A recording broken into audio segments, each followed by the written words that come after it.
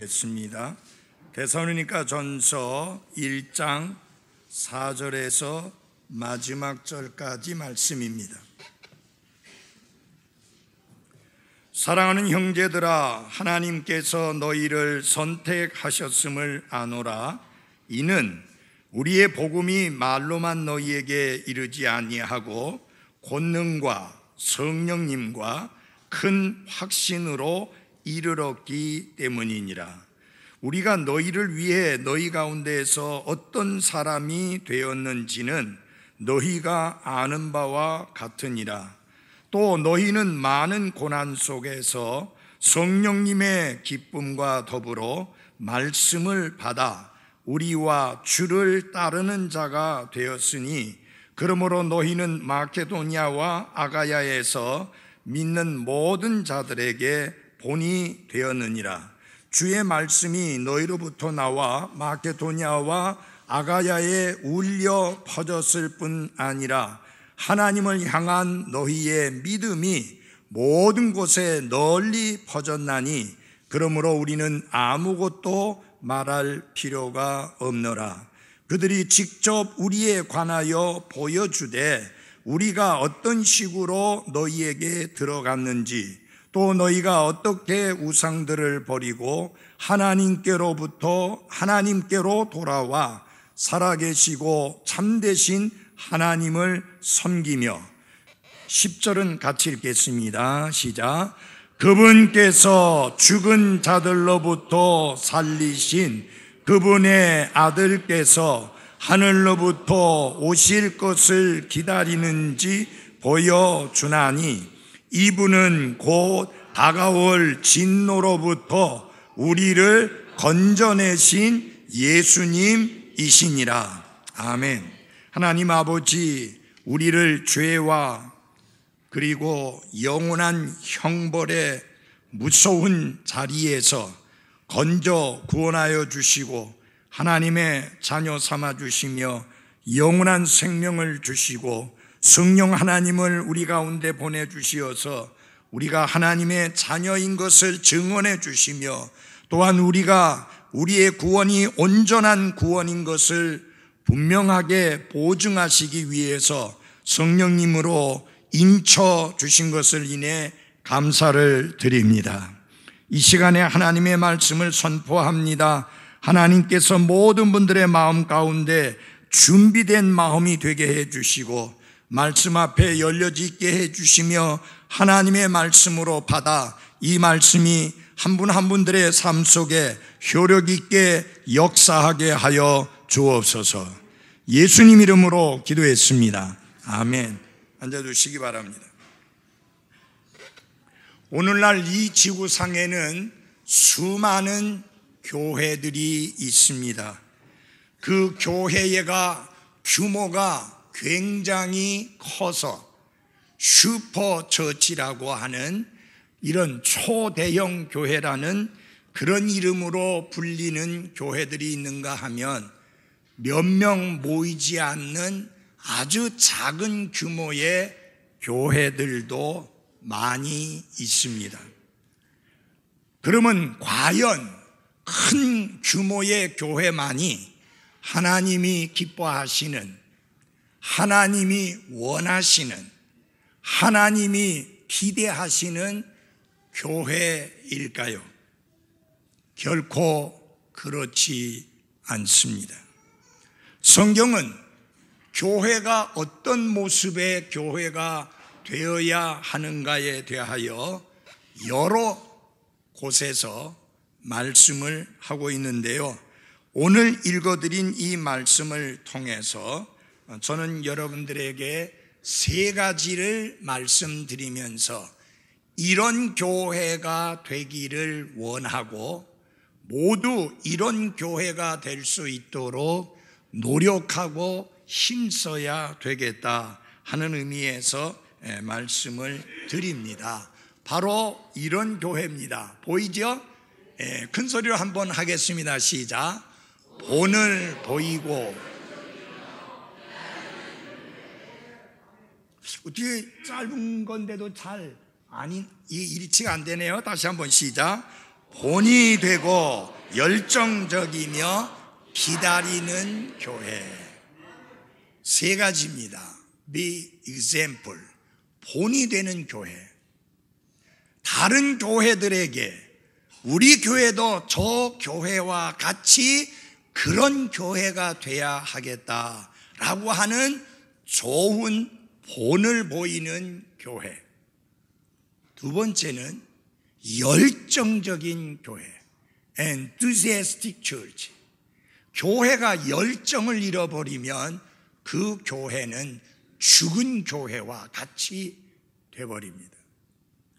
우리가 함께 모여 영과 진리로 경배할 때마다 처음 부르는 첫 찬양부터 그 찬양에 열정이 있어서 그 찬양이 살아있는 찬양이 돼야 합니다.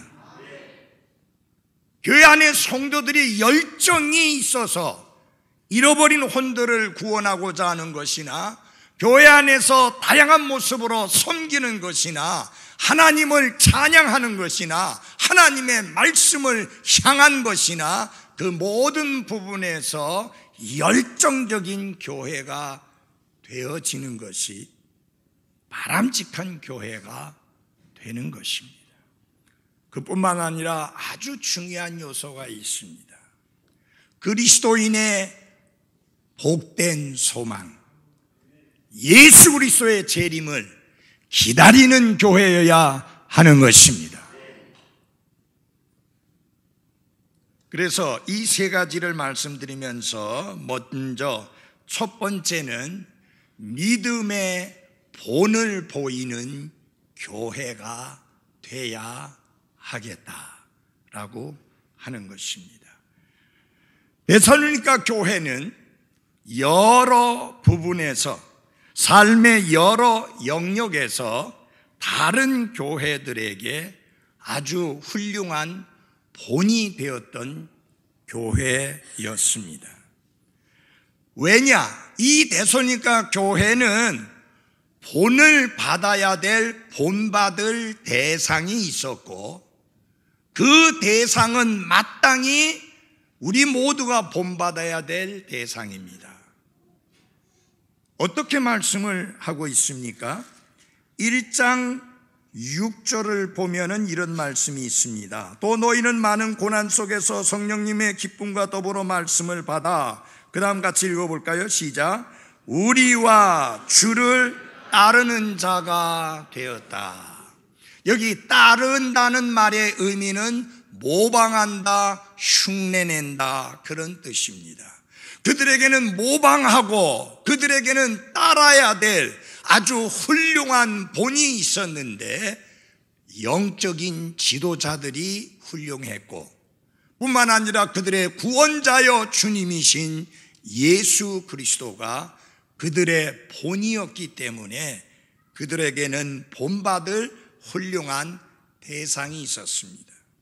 그뿐만 아니라 그렇게 훌륭한 대상이 있었지만은 이들이 만약에 영적인 지도자들과 주님을 본받는 삶을 살지 않았다면 아무리 훌륭한 본이 있어도 소용이 없어요.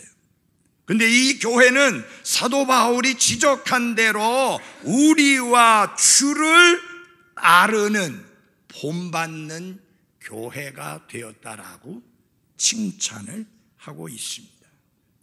자, 그 다음에 이것으로 끝난 게 아닙니다. 이제 이 교회는 다른 많은 교회들에게 광범위한 범위에 미쳐서 본을 끼치는, 본받을 만한 교회가 되었습니다.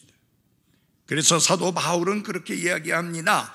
마케도니아 지역과 아가야 지역이라는 광범위한 지역에 있는 교회들에게 본을 끼치는 정말 본받을 만한 교회가 되었다라고 칭찬합니다. 기도하고 바라기는 이 부산 성서 침례교회라는 우리 이 지역 교회가 다른 많은 교회들이 본받을 만한 교회가 되어지기를 바랍니다. 사도 바울은요, 그래서 이 사도 바울은 데살로니가 교회를 생각을 많이 했고요, 기도할 때마다 데살로니가 교회에 대하여 기도했고, 그리고 기도할 때마다 놓치지 않은 것이 뭐냐, 이 교회로 인하여 항상 감사하는 것입니다. 나는 외부에 있는 어떤 목사님들이나 선교사님들이나 사역자들이 우리 교회를 기억하고 우리 교회를 위하여 기도할 때마다 이 교회를 인하여 항상 감사할 수 있는, 걱정을 끼치지 아니하는 교회가 되어지기를 바랍니다. 저희 교회를 알고 있는 목사님들, 저희 교회를 알고 있는 여러 많은 분들이 있습니다. 제가 바라고 원하옵기는 그분들이 우리 교회를 위해서 기도할 때마다 걱정이나 염려하는 게 아니라 항상 하나님께 감사하면서 기도할 수 있기를 바랍니다. 사도 바울은 이 교회를 끊임없이 기억하였습니다. 그런데 사실상 이 교회는 끊임없이 기억할 만큼 사도 바울이 넉넉하게 그 도시에서 사역하지는 못했습니다. 극심한 핍박과 반대로 인해서 짧은 시간, 어떤 분은 3주 정도라고 하고 어떤 분은 길게 말해서 3개월이라고 하는데, 정말 짧은 시간 복음을 전하고 그들을 섬기며 돌아보았던 교회가 데살로니가 교회인데, 그 잠시 돌보았던 교회였었는데 끊임없이 사도 바울의 기억 속에 기억되고 있었다. 여러분이 그리스도 안에서 믿음의 생활을 하고 그리스도인으로서 살다 보면 사람은 한 곳에만 죽을 때까지 머물러 사는 게 아니라 그 장소가 아닌, 그 도시가 아닌 다른 도시로 갈 수 있고 거기에서 주님을 섬기고 교회 생활할 수 있습니다. 그때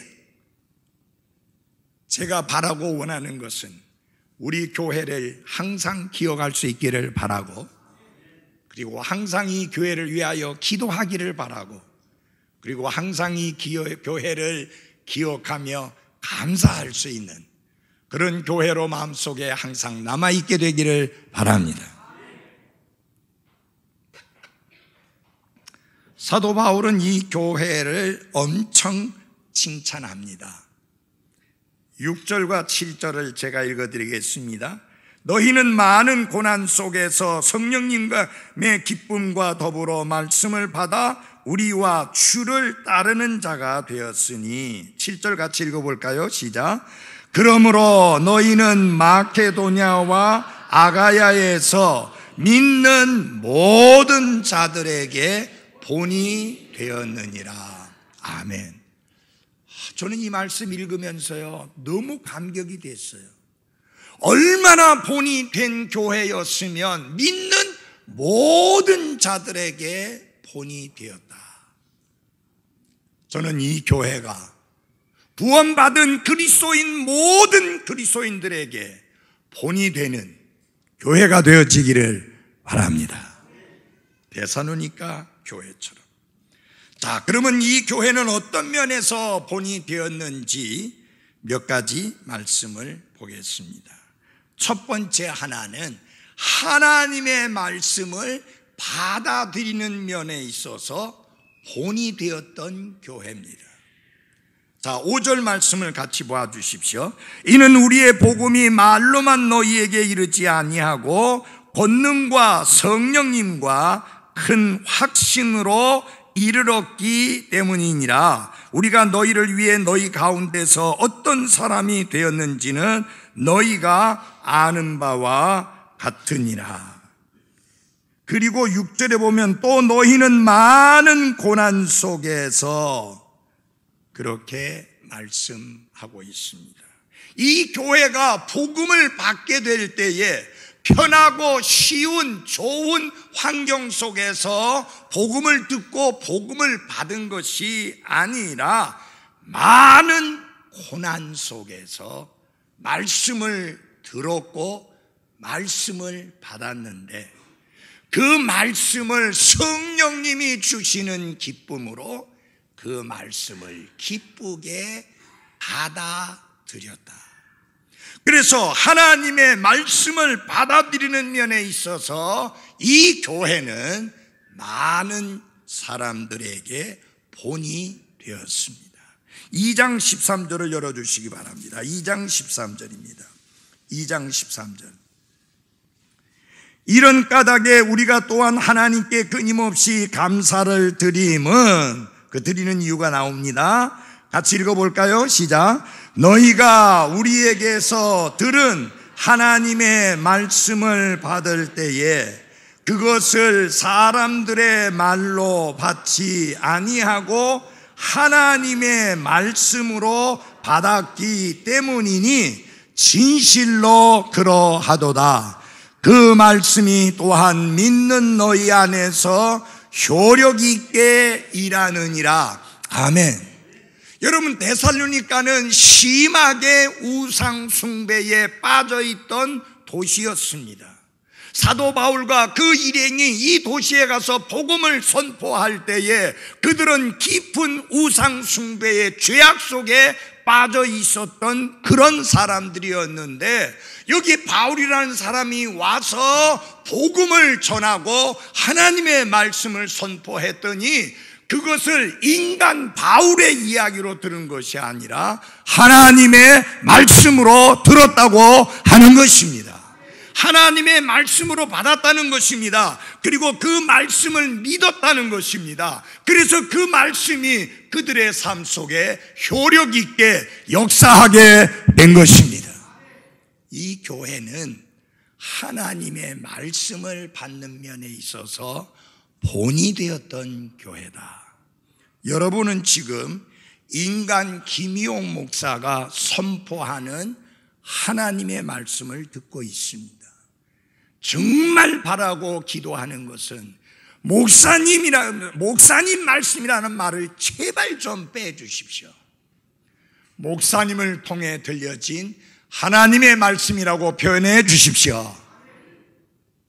제가 여기 선 것은 제 생각이나 제 철학이나 제 신학이나 내 견해를 여러분들에게 전하기 위해서 쓴 게 아니라 하나님의 완전한 말씀을 선포하기 위해서 선 것입니다.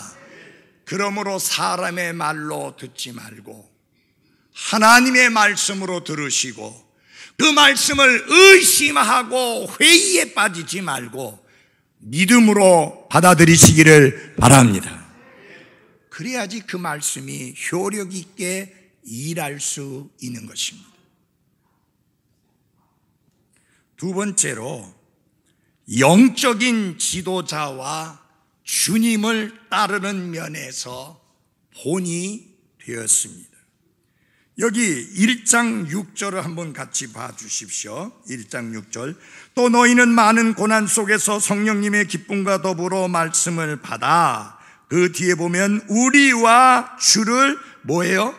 따르는 자가 되었다라고 말씀을 했습니다.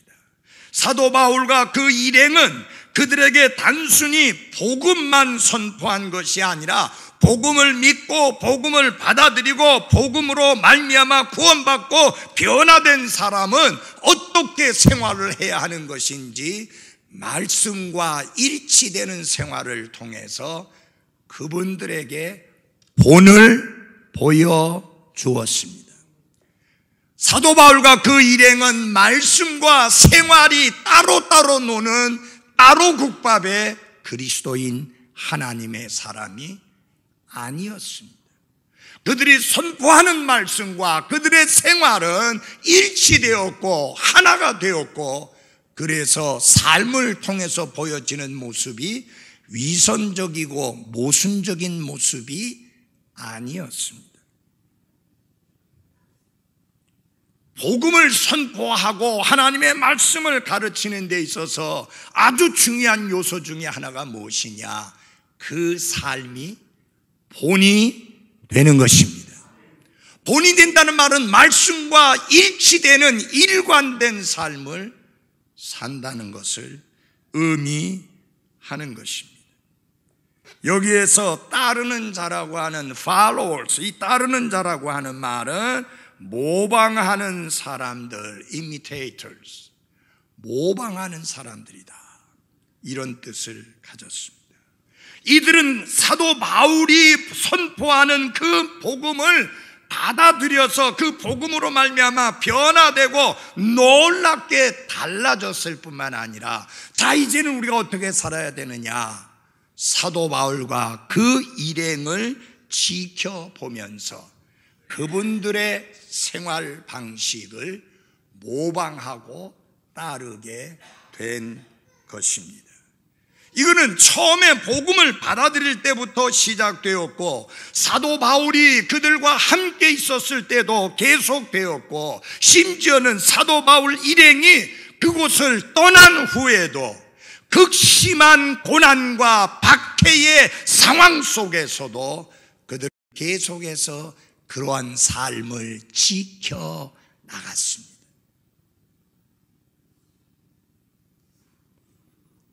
그리스도인들이 영적인 지도력을 존중하고 영적인 지도자들로부터 하나하나 배우는 것은 매우 중요한 일입니다. 그래서 하나님께서 교회 안에 영적 지도자를 세워주셨고, 그리고 성도들에게 이렇게 이야기합니다. 하나님의 말씀을 너희에게 일러주고 너희를 다스리는 자들을 기억하며 그들의 행실의 종말을 깊이 살펴보고 그들의 믿음을 따르라. 근데 우리가 생각하기에는 이런 생각이 들지 않아요? 주와 우리를 따르는 자가 되었다 해서 사도 바울 일행보다는 주님을 앞에 언급하는 것이 맞지 않는가라는 생각이 듭니다. 그렇잖아요. 항상 주님이 앞에 와야지 왜 우리라고 하는 사도 바울 일행이 앞서가는가? 그것을 사도 바울은 고린도전서 11장 1절에서 이렇게 설명합니다. 내가 그리스도를 따르는 자가 된 것 같이 너희는 나를 따르는 자가 되라. 자, 사도 바울과 그 일행을 지켜보면서 그분을 따르다 보니까 그분의 삶이 어디서부터 나왔느냐? 주님에게서부터 나왔구나. 그래서 순서대로 이야기했습니다. 그들이 눈에 보게 본 것은, 그들의 눈으로 본 것은 사도 바울 일행입니다. 그 삶의 방식을 보고 본을 받았고 따르게 되었고, 아니 저분들이 저렇게 살아가는 이유가 뭐냐? 그리스도 주님을 따르는 사람들이기 때문에 그렇게 하고 있구나. 그래서 그분들이 그리스도를 따르는 분들인 것처럼 우리 또한 그리스도를 따르는 사람이 되어야 되겠다라고 하는 것을 본받게 된 것입니다. 사랑하는 그리스도인 여러분, 여러분이 구원받은 것 중요합니다. 사람들은 복음의 놀라운 능력을 성경을 통해서 발견하는 경우도 있지만 여러분의 삶에 일어난 변화를 통해서 발견하게 됩니다. 여러분들은 날마다 편지를 쓰고 있습니다. 그리스도의 편지를 쓰고 있습니다. 내가 하는 말, 내가 하는 행동, 내가 살아가는 삶의 모습, 내가 추구하는 가치관, 생활관, 인생관, 이 모든 것들을 내 삶을 통해서 사람들에게 편지 쓰듯이 쓰고 있습니다. 우리가 쓰는 편지가 과연 그리스도 예수님의 복음을 밝히 드러내 보이는 편지인지 진지하게 돌아보고 살펴야 하는 것입니다. 내가 그리스도를 따르는 자가 된 것 같이 너희도 나를 따르는 자가 되라. 사도 바울은 이렇게 권면합니다. 그 다음에 이분들이 어떤 면에서 본이 되었느냐? 그리스도를 위하여 고난을 받는 면에 있어서 본이 되었습니다. 1장 6절 봐주십시오. 또 너희는 많은 환난 속에서 성령님의 기쁨과 더불어 말씀을 받아. Having received the word in much affliction. 많은 고난 속에서 말씀을 받았다. 여러분, 데살로니가 성도들이 많은 고난, 즉 핍박 속에서 성령님의 기쁨과 더불어 말씀을 받았고, 그로 인하여 사도 바울 일행을 본받게 되었습니다. 여러분, 근데 이게 놀라운 게 있어요. 고난이라는 단어와 기쁨이라는 단어가 한 절에 함께 나오고 있어요. 밖으로는 고난을 받았어요. 그러나 안으로는 뭐가 있었느냐? 기쁨이 있었습니다. 얼마나 멋진 조화입니까?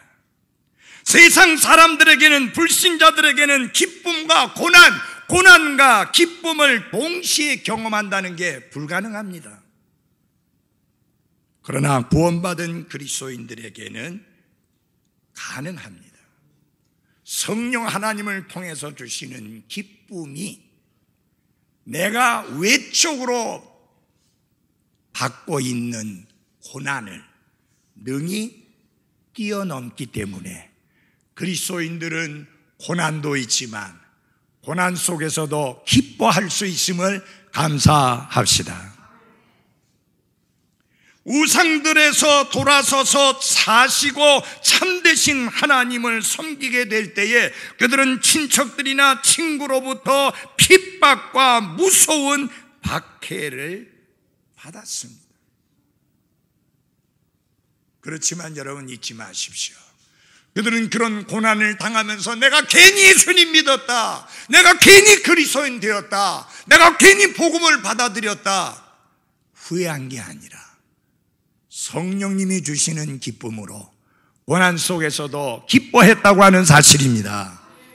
그게 중요한 거예요.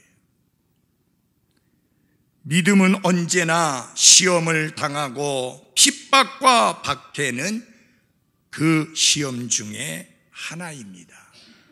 왜 핍박을 받을까요? 우리가 가진 이 믿음과 이 세상의 가치가 서로 맞지 않고 어긋나기 때문에 그들은 우리를 미워하고 싫어할 수밖에 없습니다.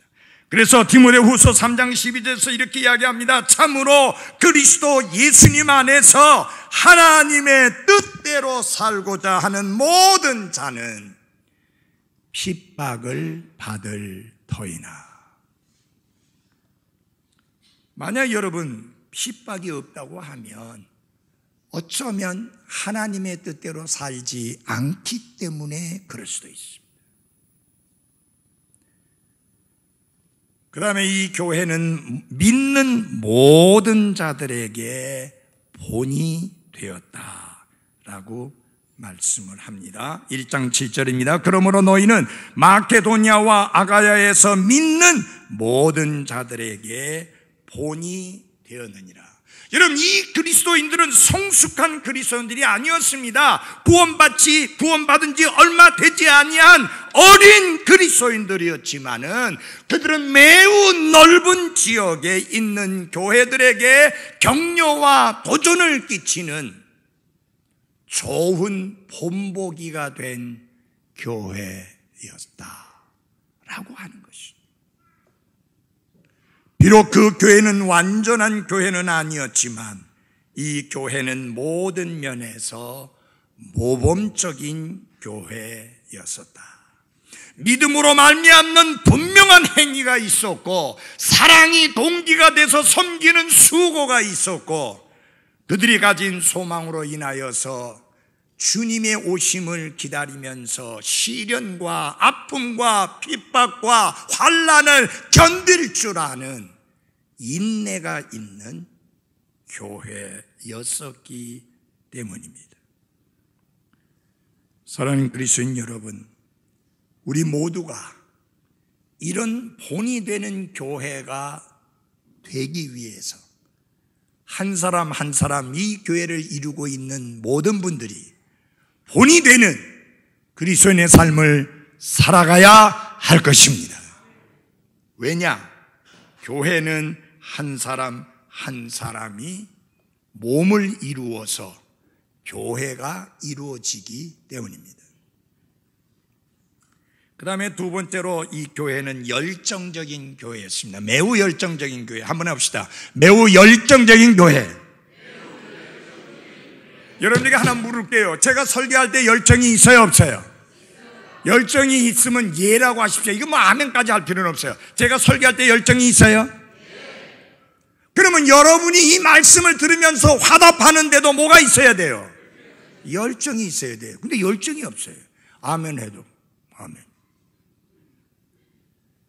힘이 없어요. 열정이 없어요. 지난주에 처음 오신 분이 부부가 실례지만 목사님 연세가 어떻게 되세요? 60은 좀 넘으신 것 같은데 제가 74시라고 했더니 아! 하고 놀라는.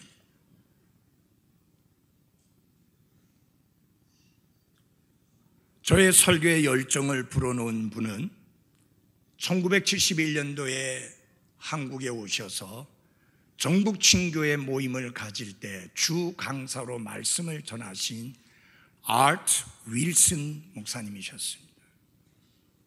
그분은 그때 당시에도 연세가 상당히 높았던 분인데 얼마나 열정적으로 말씀을 선포하는지 굉장한 도전을 받았습니다. 그래서 나도 저런 설교자가 돼야 되겠다라는 도전을 받았습니다. 그래서 제가 물었습니다. 목사님이 설교할 때 그런 열정을 가지고 설교할 수 있는 그 비결이 무엇이냐? 나는 설교할 때마다 예수님의 십자가를 떠올리며 설교한다. 예수님이 나를 구원하시기 위해서 그분의 생명을 내어주셨는데 그분의 말씀을 선포하는 내가 어떻게 선포해야 되겠느냐? 열정을 가지고 선포해야 된다. 사랑하는 그리스도인 여러분, 다른 교회의 본이 되고 도전을 끼치고 축복을 끼치는 교회는 열정적인 교회입니다. 교회가 열정을 잃어버리면 그 교회는 라오디아 교회처럼 차지도 아니하고 덥지도 아니하고 미직지근해서 주님이 보내고 싶은 그런 교회가 돼버리고 맙니다. 우리는 하나님께 드리는 찬양의 열정이 있어야 합니다. 하나님의 말씀을 선포할 때 그리고 말씀을 받을 때 열정이 있어야 합니다. 그리고 하나님께 드리는 데 열정이 있어야 됩니다. 시간을 드리든 내 자신을 드리든 물질을 드리든 열정이 있어야 되고 섬김에 있어서 열정이 있어야 하는 것입니다. 매우 열정적인 교회가 되어지기를 바랍니다. 여기 한번 1장 8절을 같이 읽어보겠습니다. 시작. 주의 말씀이 너희로부터 나와 마케도니아와 아가야에 울려 퍼졌을 뿐 아니라 하나님을 향한 너희의 믿음이 모든 곳에 널리 퍼졌나니 그러므로 우리는 아무것도 말할 필요가 없노라. 주의 말씀이 데살로니가 교회로부터 시작해가지고 마케도니아와 아가야에 울려 퍼졌다. Sounded out, 울려 퍼졌다. 그 다음에 뭐라냐면 그들의 믿음이 모든 곳에 널리 퍼졌다. Spread abroad. 여기 두 가지 단어가 중요합니다. 우리는 이 교회를 시작으로 해서 이 교회를 통해서 주의 말씀이 널리 울려 퍼지는 그런 교회가 되어져야 하는 것입니다. 이게 뭐예요? 선교하는 교회가 되어져야 된다. 여기 울려 퍼진다는 말이 무슨 뜻이냐면요, 나팔 소리와 같이 소리를 낸다, 그런 뜻입니다. To sound as a trumpet. 나팔 소리처럼 소리를 낸다. 우리 조국이가 오후에 나팔 부는가요? 해요? 솔로는 안 하고 같이 하는 거. 그 나팔 소리 하니까 이상하는데 그 나팔 소리가 트럼펫이에요.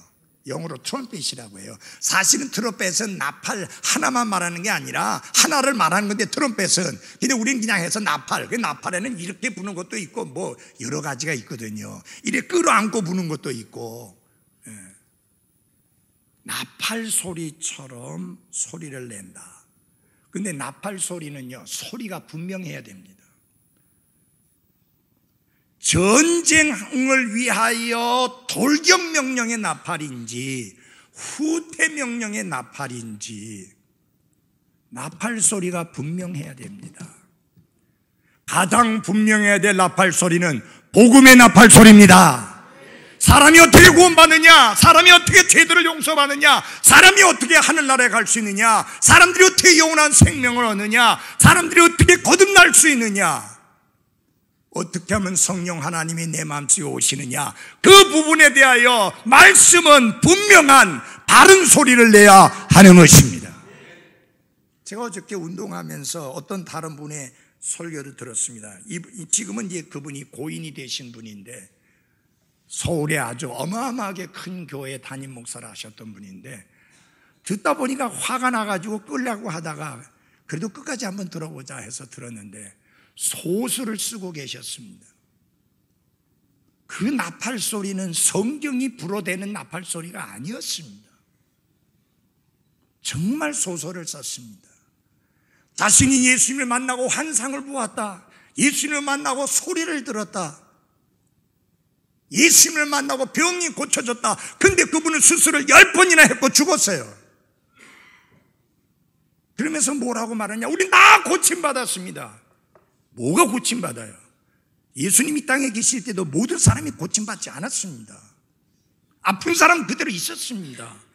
몇몇 사람들만 특별하게 고침받았습니다. 여러분, 이 땅에 있는 동안에는 목사든 성도든 아플 수 있고 병들 수 있고 암에 걸릴 수 있고, 그리고 가장 싫어하는 죽음을 직면해야 됩니다. 여러분이 기도한다고 병 다 낫는 거 아닙니다. 여러분 믿음을 가졌다고 그래서 건강하게 죽을 때까지 잘 사는 거 아닙니다.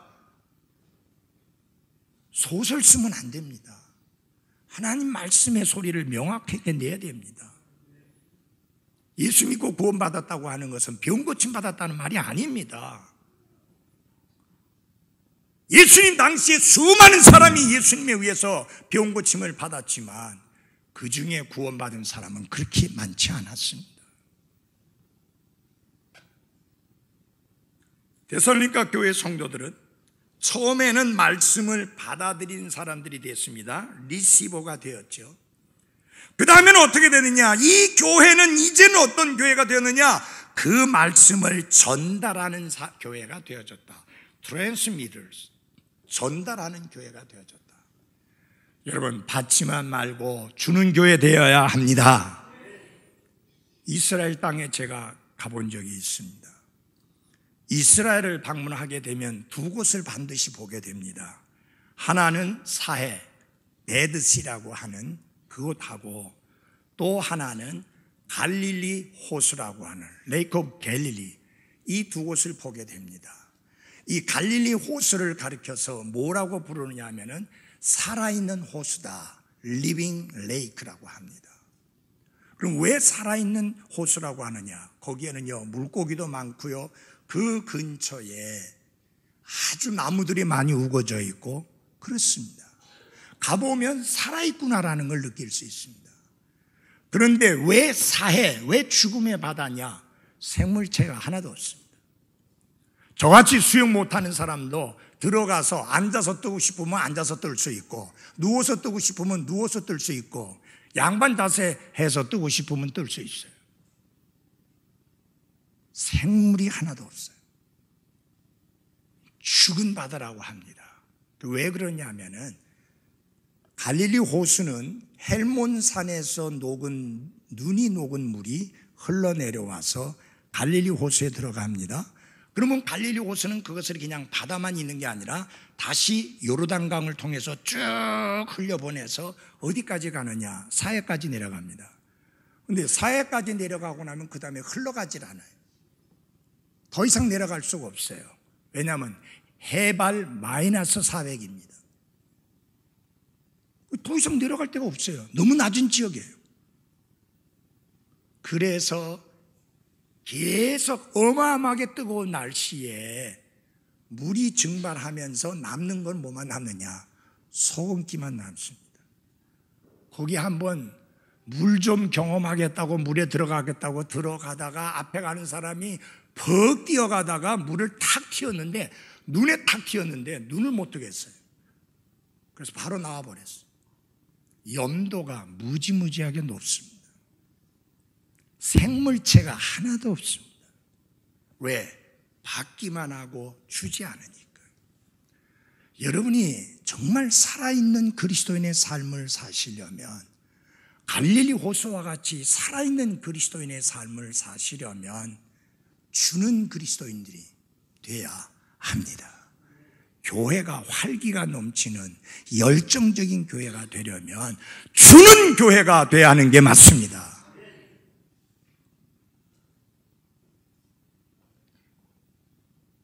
마지막으로 예수님을, 그분의 재림을 기다리는 교회. 기대하고 고대하면서 기다리는 교회. 10절 나같이 한번 읽겠습니다. 시작. 그분께서 죽은 자로부터 살리신 그분의 아들께서 하늘로부터 오실 것을 기다리는지 보여주나니 이분은 곧 다가올 진노로부터 우리를 건져내신 예수님이시니라. 아멘. 데살로니가 성도들은 예수 그리스도를 구원자로 받아들였고 그분을 자신의 삶의 주인으로 삼았고 그분은 나의 주님이라고 고백하며 그분에게 모든 것을 내어 맡기고 살아가는 그리스도인의 생활을 살면서 그들은 그 예수님이, 나의 죄들을 대신해서 죽으시고 부활하신 그 예수님이 다시 오실 것을 기다리는 삶을 살았습니다. 이들이 우상숭배자였을 때 소망이 없었고 절망적인 삶을 살았습니다.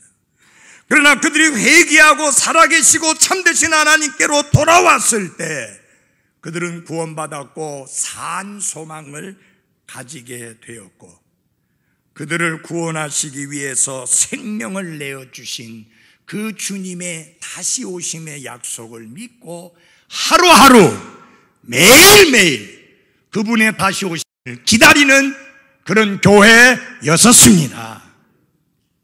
여기 살아계시고 참되신 하나님을 섬겼다는 이 섬긴다는 말은 무엇은 의미를 가지고 있느냐? To be a slave, 노예가 된다는 뜻입니다. 주님께 노예가 된다는 뜻입니다. 그래서 하나님을 향한 지속적이고 완전하고 전심을 다한 섬김의 삶을 사는 사람들이다 라고 하는 것입니다. 사랑하는 그리스도인 여러분, 이제 데살로니가 성도들의 삶에 두 가지 목표가 생겼습니다. 하나는 살아계시고 참되신 하나님을 섬기는 것입니다. 현세에서, 이 땅에서. 그러나 그들에게 또 하나 다른 목표가 있습니다. 예수 그리스도께서 하늘로부터 다시 오시는 것을 기다리는 것이 있습니다. 사랑하는 여러분, 두 가지가 균형을 이뤄야 합니다. 주님이 오실 때까지 부지런히 섬겨야 되고요, 그렇다고 해서 이 땅의 삶에만 집착하지 말고 주님의 다시 오심을 기다리는 그런 삶의 모습이 있어야 하는 것입니다. 그래서 두 가지가 필요합니다. 책임감이 필요합니다. 책임은 뭐냐? 살아계시고 참되신 하나님을 섬기는 것입니다. 또 하나는 준비성이 필요합니다. 다시 오실 주님을 맞을 준비가 되어 있어야 한다. 종종 우리는 그런 이야기를 합니다. 예수님이 언제 오신다고 뭐 날짜를 좀 밝혀주셨으면 좋을 텐데 왜 밝혀주시지 않았는지 모르겠다. 이런 날짜 밝혀주시면 어떻게 될까요? 아주 못되게 악용하죠. 2020년 1월 1일에 오신다. 그러면 그 앞에까지는 엉망진창으로 살다가 한 하루 이틀 놔두고 반듯하게 고쳐먹고 주님 기다립니다 어서 오십시오라고 하는 얄팍한 짓 하잖아요. 우리 주님이 얼마나 우리를 달하시는데요. 그래서 그 날과 그 시와 때를 알려주지 않았습니다. 그럼 우리 어떻게 살아야 되느냐? Maybe today, 오늘일지도 모른다는 자세로 살아야 합니다. Maybe right now, 어쩌면 지금일지 모른다. 그래야지 깨어있을 수 있는 겁니다. 여러분, 기다린다는 것은 어떤 장소나 상태에서 미래의 어떤 사건에 대한 기대를 가지고 머물러 있는 것을 의미합니다. 워런 위얼스비 목사는 이 기다린다는 말을 이렇게 설명을 했습니다. 기다린다고 번역된 단어는 인내와 확신을 가지고 기대하며 누군가를 기다리는 것을 의미한다. 이는 활동과 견딤을 포함한 기다림이다. 기다린다 하니까 아무것도 안 하고 놀고 먹는 게 아니라 열심히 섬기고 열심히 활동하고 열심히 살아가는 모습을 보이면서, 사랑하는 그리스도인 여러분, 우리는 어떤 교회가 되어야 됩니까? 예수님의 다시 오심을 기다리며 사는, 그분의 다시 오심을 고대하며 살아가는 교회가 되어야 할 것입니다. 기도하겠습니다.